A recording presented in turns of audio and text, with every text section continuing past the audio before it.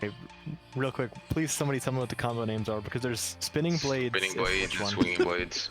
What's the same thing? That's like the same One name. swinging, dude, one spinning, dude. Come on now.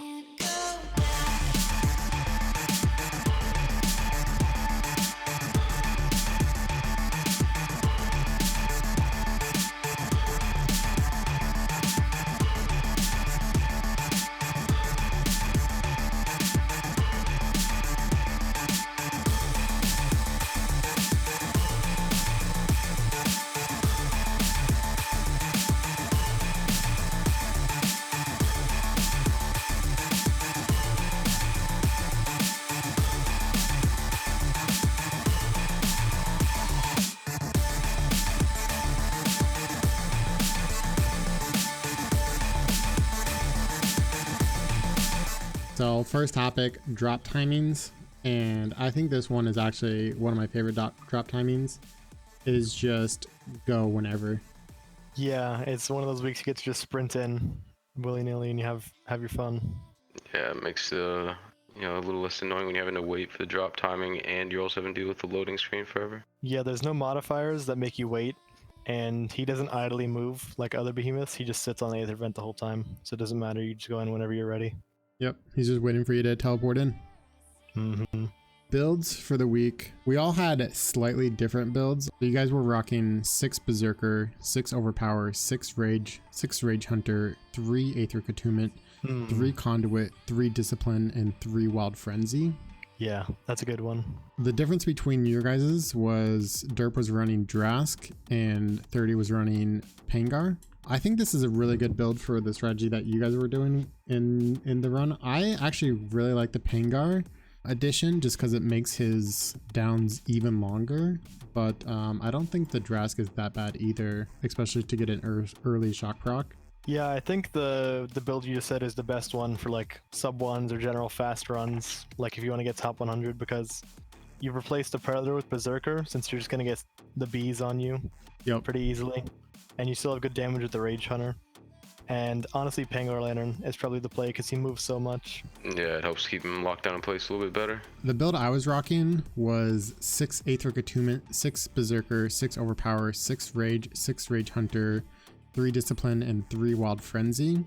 This build is pretty much the same as yours, except you guys get 3 extra Conduit, whereas I get 3 extra Aetheric Attunement.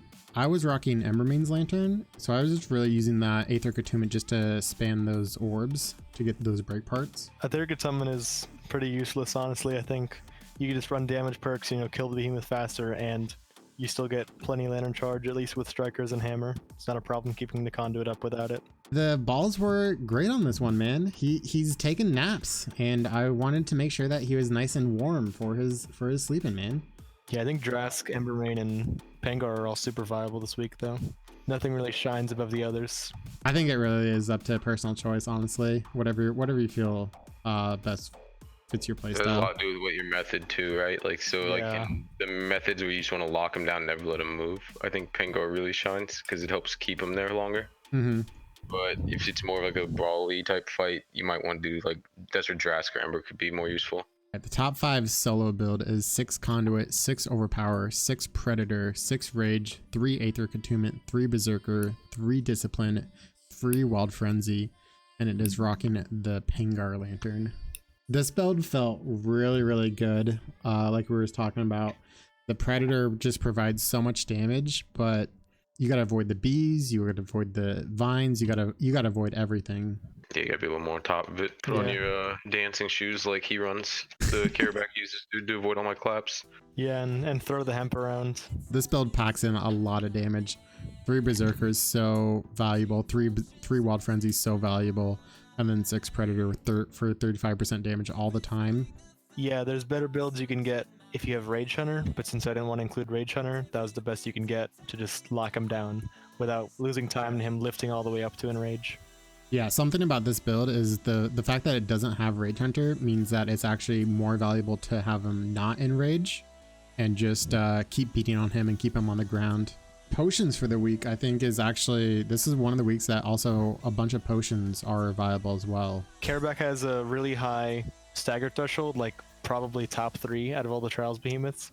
So that stagger potion is a must for hammer and strikers and probably some other weapons too, you have to sit him down. Your Pangor Lantern is greatly benefited by Aether Drive Tonic, so you could fit that in. Of course, Blitz and Frenzy are staples for discipline builds, and Pylon kind of works, but unless you're going for a speedrun, he's probably going to leave it. And the way the Tough Hide modifier works, negating your damage but not affecting your Lantern spam, Yeah, the Aether that's Drive perfect. Tonic is really, really nice for your Lantern, whether it be Ember or even Pangor, because you can just use that to kind of cheat the Tough Hide somewhat. Viable weapons for the week. Titan's Crash, just like last week, is bugged to ignore Tough Hide, so you still do your full damage even through that modifier. Yeah. So strikers are going to be raining above even more than usual with that. Chainblades I think are definitely viable. Pike is surprisingly viable because of the Tough Hide mod. Yeah, the for sure. Tough Hide lets Pike really shine. Hammer viable for sub 3 I think definitely. Yes, Oh, yeah, for sure. definitely. You can Right. get the same thing as strikers where you get a break and a stagger early, then you shock him before the Aether charge and get another stagger, but that second stagger is hard to get on hammer, but you can still get like a sub 1, barely. Sword viable for sub 3? I would think so, yeah. I don't know because of Avenging Overdrive. Avenging Yeah, it's not Overdrive bug. working. Because Avenging Overdrive being bugged, I'm not sure. I haven't had the desire to play sword. Normally I like it, so Yeah, I might try I'm some acidic whistling blade. That could maybe go well. Just farm the interrupts like you would with other weapons. Axe sub 3. I think I saw Maelstrom also get a sub 3 with Axe, and that I'm honestly really surprised with. Yeah, he just like threw down the damage instantly, and what happened in a little bit was he got a little bit of extra damage. Your monster like bounced around and hit him 3 times in a row, but it didn't add that much, and he still almost got sub 2. Repeaters sub 3? If you're Maelstrom, sub 3 with repeaters. Everybody else, go strikers. Mistakes in your run or improvements you would look for in your solo run. More crits. yeah, crit's always nice. In my current run right now, I air clapped the stagger. He pulled back, Yeah. so my stagger clap right after the rage went to nothing, and then I had to go chase him down because he dashed across, and I had to go stagger him there. So that would have been something I would have liked. And I only got 1 break. Those 2 things could have been a lot better. Oh, only 1 break too. Yeah, that's rough. That's rough. Yeah. Yeah. That claw hitbox is just awful. It's so bad. God, I missed so many combos on him. I think that's what I'd really want to change with my runs, would just don't miss fucking the last hit of your combo and get all your mantras. Yeah, he hovers around a lot, so you have to be very calculated about which combos you want to use where. Strategy for inside the arena. I think this one's pretty straightforward. You pretty much hop in, teleport to him, and start popping away at him until throws on the bees. Wail on his head. Try to get a stagger as soon as possible. After the stagger and he's on the ground, you're looking for heart damage on both his claw and his head, trying to kind of balance it. Yeah, like delay the head break honestly as much as you can without giving up the too much of the OP state. You want to get as much damage on the claw as you can before you actually break that head. Yeah, exactly. And then after you break the head, you pretty much want to do nothing but focus that claw as well. Yeah, and then break that. Yeah. Yeah, so that's your sweat strats right there. But if you're not really optimizing your runs, all you can do, like without trying to figure out where you can squeeze in damage as he's thrashing around, is you can wait until the 1 minute mark for Aether. Mm-hmm. You get free boops back to back if you just sit in the right places. But before that, you can try and get a stagger while he's placing bees, and you can shock proc him. And that's about it. Otherwise, he's just thrashing the whole time, and you can wait for the Aether. Yeah, that's pretty much it. Unless you're gonna like really chain him or try to get like a fast run, that actually is probably about it. You can get your early stagger and like an earlier shock proc, and then after that, it's kind of hanging out with the boops. Yeah, the boop is probably the longest stagger in the entire game, I think, is Kharabak boop. His soul leaves his body, dude, and you can hit him. He goes for down for a good night's rest, man. I swear. Night. Yeah, this trial is all about capitalizing on his downtimes, making the best use of your overpower, and trying to chain as many of those staggers together as possible. Top times of the week. What are you guys thinking? McGross wants that 15. Yeah, McGross said 13. He's actually a psycho. 13 seconds for groups? He's wild. He thinks he's fast wild. and brave. Yeah, he's actually out of his mind. I You think can't just say a number and have it happen. the craziest I think you can get with solid crit RNG is probably 16, maybe 15. Yeah, that sounds about Maybe. right. I think for solos, Derp, I think, is looking for that 35. I don't think 34 would be possible. 35 seems pretty prime.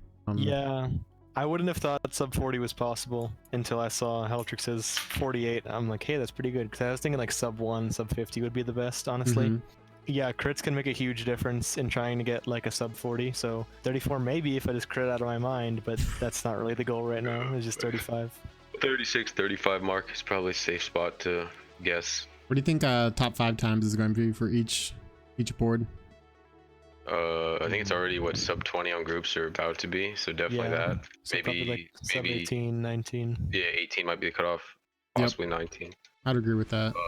Maybe 40 for solos or like 45. Yeah, I was thinking like sub 40. Yeah, I'd say 45 to 50. And then top 100s, I think solos is probably going to sit around maybe 130.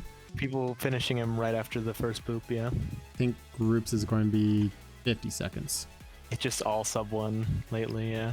All right. What are you guys' thoughts for cutoff times for groups? Whoa. 50. Yeah, barely sub 1 probably. You guys think 50 seconds? Okay. Echo is so... It's the dark side. I hated running with Echo, man. I won't do it.